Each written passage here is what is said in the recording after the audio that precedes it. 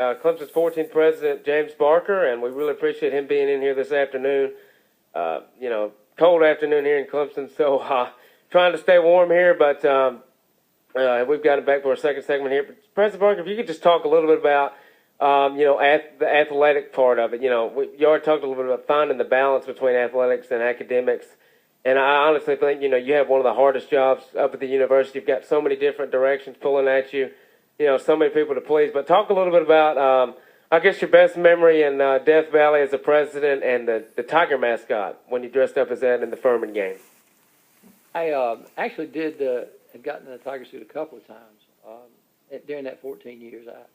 I don't really know what inspired that so much. I think one of my fraternity brothers was a Tiger, and I'd always thought that would be the coolest thing ever. And because he would wear that suit, on game day and afterwards and so on. But it was, so I said, well, heck, I'm president now. Maybe I could be the Tiger for a minute. And so we worked out a deal where at halftime the real Tiger got out of the Tiger suit, and I put it on, and then he just sort of, not being in the suit, you didn't know who he was, and he was just trying to keep, it was a really hot day, and just trying to keep me from passing out in that suit, and it was really, really hot and extremely smelly. I mean, it was, it was incredible. The head is really a football helmet. It has all that glued onto it, so you're wearing a helmet, and then the things on the outside add to that, and I was just hoping CJ was going to score, CJ Spiller was going to score quickly so I could get that, push-ups over with and get out of the suit. And fortunately he did. One of the things that I think back and laugh at, everybody wants to get their picture taken with the Tiger, so the little kids will come down and their parents will take a picture of, the Tiger with their arm around the little kid. And it took me about 10 photographs to realize I didn't have to smile. I mean, inside that head, you can't see anybody smiling, but when they raise the camera, you automatically smile, and I started laughing at myself for smiling inside that suit. But anyway, when CJ scored, I don't remember how many push-ups. But that may have been the first time I was in the suit. That would have been about three years before that, early on, maybe his sophomore year, and then more recently, in it, but I think it was 27 push-ups or something. But, and then what was worthwhile that whole thing was to see people's faces when they realized that the first response in the student section was, "Who's the gray-haired guy in the Tiger suit?" And then when they realized who it was, they said, "What's he doing in there?" And then it was just kind of, I don't know. A reporter asked me as I was walking off the field, "Is that the kind of thing a university president ought to do?" And I said, No, but it's pretty good for a Clemson president. Now, any university president, maybe not, but a Clemson president seemed like the right thing to do. Well, I think a lot of the students that are here today, that might be their favorite memory of you. Unfortunately, I was not at that game, but I've seen the video, and when the Tiger starts to do the push-ups, it's kind of a lulled crowd, but as soon as the head comes off, everyone goes crazy. Another more recent memory you may have, well, I think all of us have, what can you say about running down the hill before the Citadel game in the purple jersey? It's been described as, well, it's really not describable according to a lot of the players. What can you say about it? I don't know how to describe that moment because I went in the locker room with the team, which I'd never done before, and they said, "Excuse the seniors." They had a special bus to go around on, a smaller one, and they wanted me to be a senior too. And the coach and the players had asked me to do this. I wouldn't have done it. I wouldn't have thought of it. But they asked me to do it, and I was really grateful that they did. So I rode on the bus with them and got to congratulate each one of them as they got on the bus. And then when we got off the bus, I don't know how to describe that. It wasn't, I knew I wasn't going to play a game, so it wasn't that you get fired up. I was just touched by the response. I don't know how else to describe it. It was almost like I wasn't even touching the ground.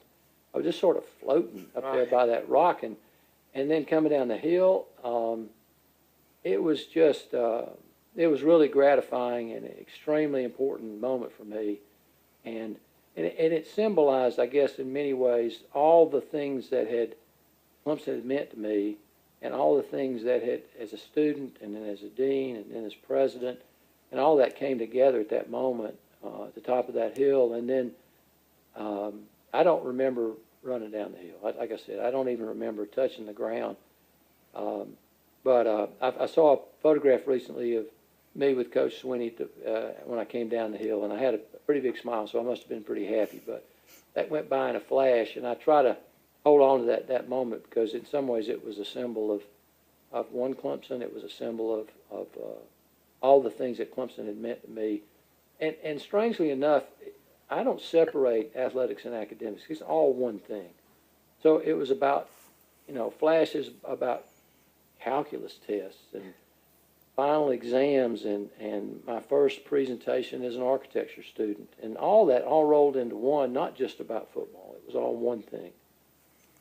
Right, yes, sir. And going back to football a little bit, I heard an interview with you talking about the 1981 national title, the impact that it had on the school, not just athletics, but the school getting national exposure.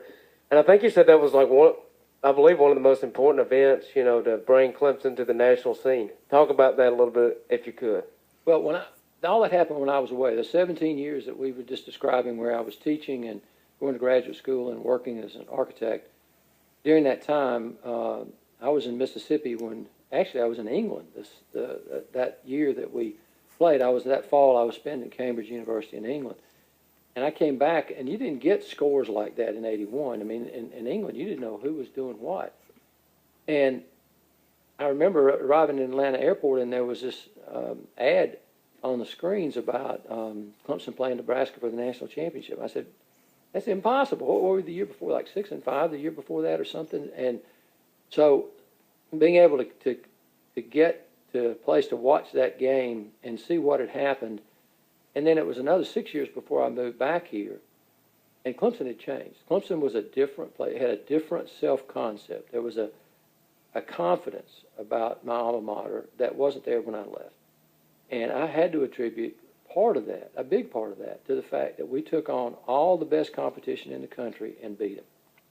And that self-confidence that gave us changed Clemson. And I would not have said we should be a top 20 public university if we hadn't done that.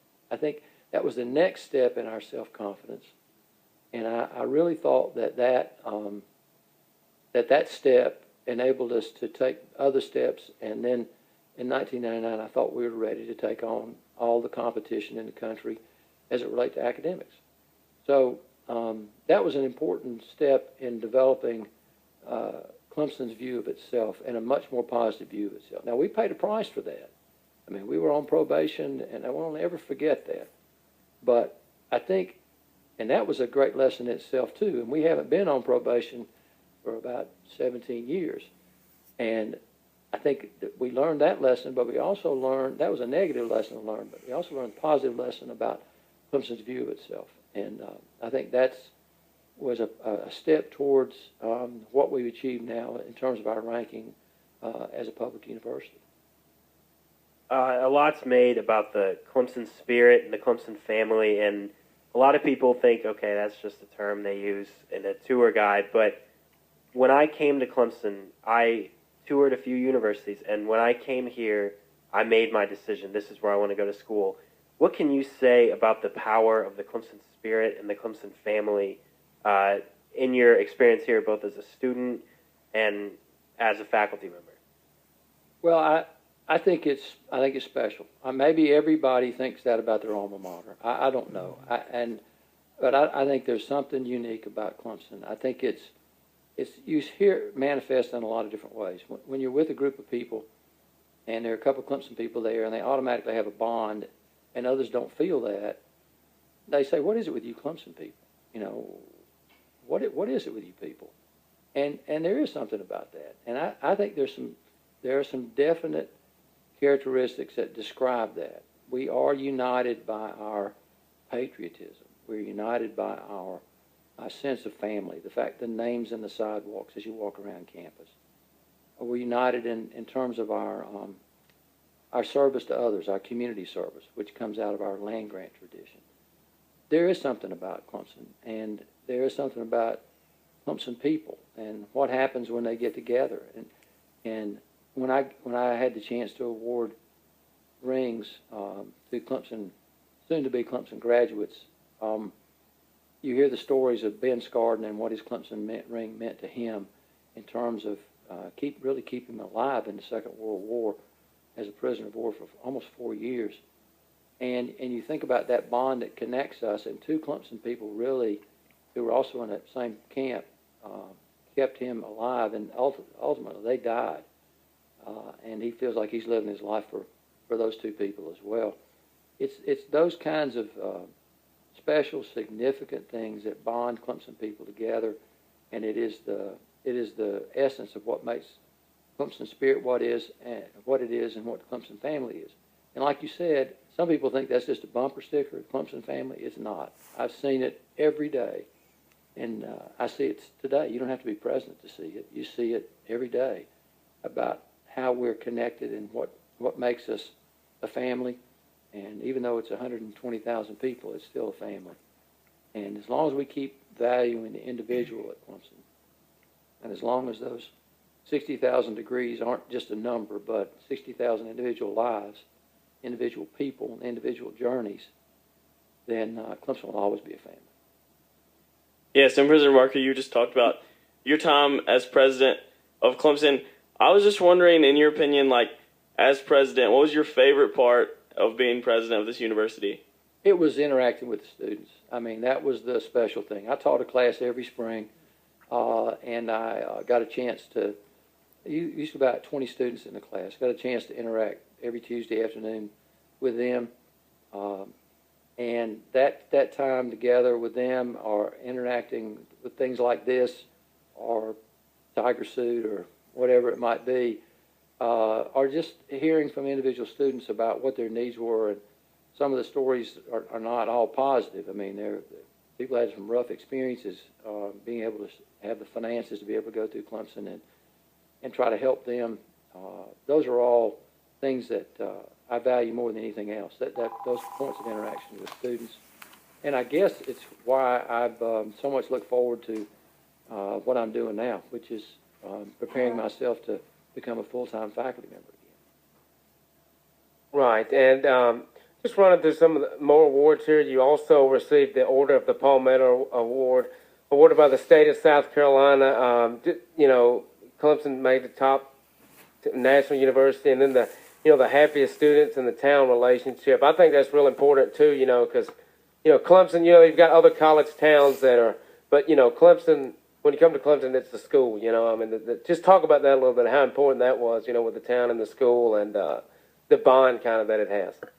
Well, I think that's always been the case here, and there's certainly a focus on students in this whole community. I mean, the whole economic, social life rotates around the students at Clemson, and there's a very different climate in the summer than there is in the fall and in the spring. And it's all based on what students are doing. But we truly are a great college town.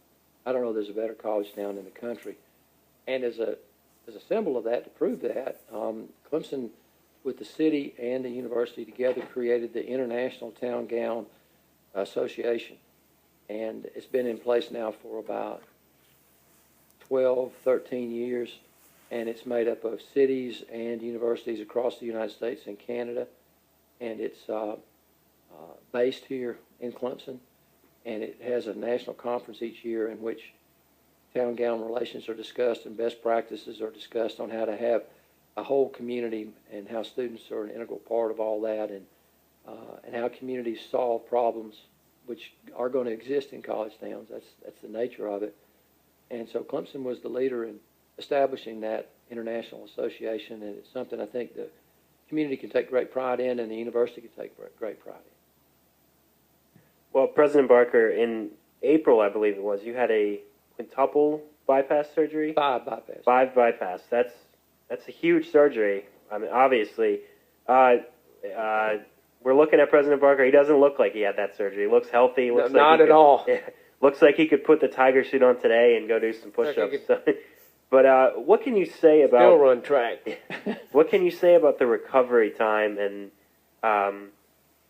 the outreach people gave to you after that surgery? It was unbelievable. I just couldn't imagine the response, the concern, the genuine concern that people had for Marcia and for me and our family at that time. It was such a surprise to, I was just out running on campus one day, and I began to feel something in my chest that didn't feel quite right. And I thought, well, it was cold. It was about a year ago. And I thought, well, maybe this cold air, maybe that's what's doing it. So I slowed down and it went away, and the next day it came back again, and I said, this doesn't feel right. I'm going to get this checked out. And fortunately, when I did, I found that I did have a lot of blockages in there, and they did surgery right away. And fortunately, I didn't have any heart attack, and my heart's strong. And replacing those arteries with new arteries from my legs is the way they do it. And after that recovery time, which took a couple of months, and during that time, our provost, Dory Helms, led the university, and we didn't miss a beat. And but I still have many of those cards and responses that people gave to us. It was just so uplifting, and we felt so surrounded by compassionate, caring people that I knew I was going to be okay. It was very powerful, and it's something I'll never forget, and my family will never forget. And we just felt blessed to be able to have that kind of support, because it made a difference.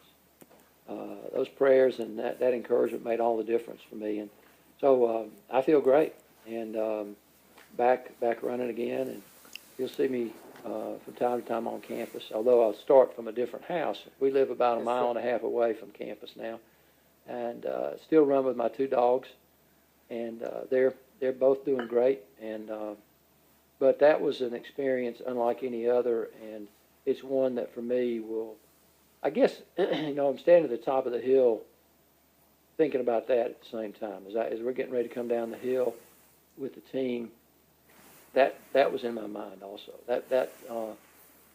That same surrounding of encouragement that I felt there was similar to what I felt after coming out of the operating room.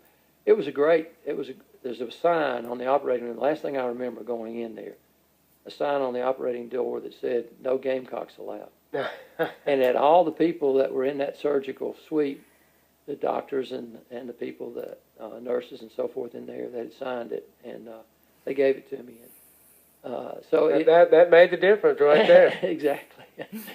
So it was quite an experience, and not one I'd rather ever go through again. But it was another proof about the Clemson family.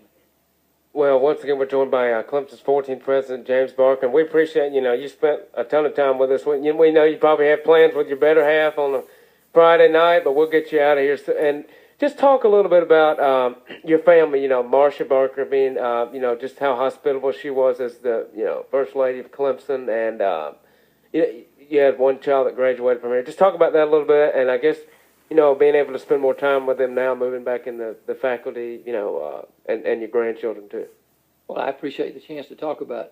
Those are all my favorite subjects. My family and That's right. And my 2 granddaughters, and they'll be coming over tonight, I think, and they're going to spend a little bit of time with us this weekend, which is great. I have 2 granddaughters. One will soon be 5, and one will soon be 3, and Madeline and Eliza, and they live in Greenville with our son and granddaughter, and our son and daughter-in-law, and both of them are Clemson graduates, and they live there, and we get a chance to see them very often. My youngest son is a musician, and he's in Charleston, and he's playing music and doing what he loves. And I think my music that you've heard in these various segments, those are all ones that he and I agree that those are some of the best music produced. Exactly right. But he's quite a musician. And we're soon to have a grandson from the family that lives in Greenville in about another month and a half or so. So we're pretty excited about that. And right now what I'm doing is I have an office in Lee Hall in that new beautiful building there, in a little glass cubicle. It's almost like working in an aquarium. And I am preparing a series of courses that my chair has asked me to prepare, which I'll start offering perhaps as early as this fall, some of them as early as this fall. So I'm deep into a course now that she's asked me to prepare on leadership, and I'm determined to make it a substantive course, not one where you just read what the latest university president has to say about how he did great, wonderful things, or their latest CEO, how I did what I did. I'm really sort of looking at more substance than that. At least I'm trying to, and trying to produce a course that will be meaningful for students. And I'm envisioning it as probably a seminar for undergraduate students. And my chair said, well, you've got a perspective that very few architects have that have done what you've done, and maybe that'd be worthwhile to share with students. And so that's what I'm working hard to do. There's some other courses that she's asked me to prepare on the American small town, maybe one on creativity. So I've got a lot of work ahead of me, but I'm enjoying it thoroughly. Any chance of a nice elective for the non-architecture, maybe the comm Could very majors? well be, but but you'd have to be prepared to do some reading, so be careful about that. Well, going back to,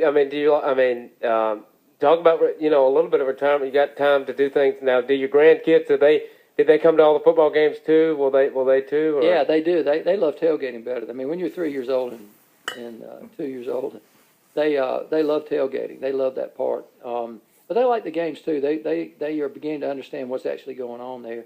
But they like being around that many people and the activity. But they would take their literally red wagon from the president's home where their parents' tailgating spot was, and they looked forward to that. And they had a set of friends about their age that would come and join them there. So they had kind of a preschool tailgate each Saturday there.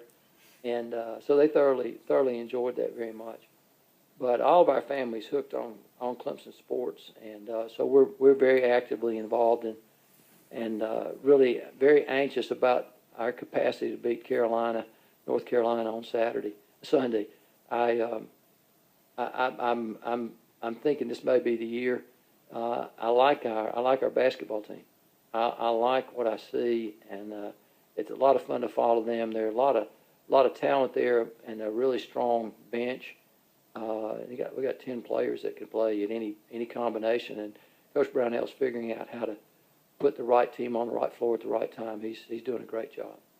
Right, and once we wrap it up here, talk a little bit about, you gave me your top 5 artists. You've got Crosby, Stills and Nash, the Beatles, James Taylor. That's a pretty good list. Yeah, they're all about the same vintage, I suppose, but I've got a pretty eclectic iPod, all the way from opera to country music, and but those are the ones that I seem to settle on from time to time.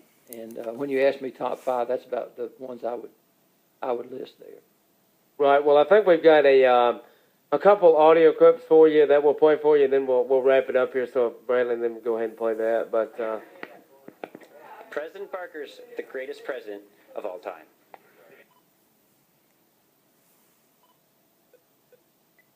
President Barker, thank you for your service to Clemson University, and I just want to wish you good luck in the future, and go Tigers. President Barker, this is Deanne Anthony. We've met on actually 3 occasions, and it's always been a pleasure, and thank you for your many years of great service and leadership, and this university loves you, and we hope you have a great future in the architecture department or wherever you decide to go. I believe that's all the clips there, but we'll have a few quotes here. Just talk about Jim Barker gave us our athletic program, his support, vision, and his energy. He gave us one Clemson. That's from Terry Don Phillips, former Clemson athletic director. As I reflect over the past 14 years of Jim Barker's tenure as Clemson University, 2 words in particular come to mind: Clemson family. That's the Ann Hunter Clemson Alumni Association.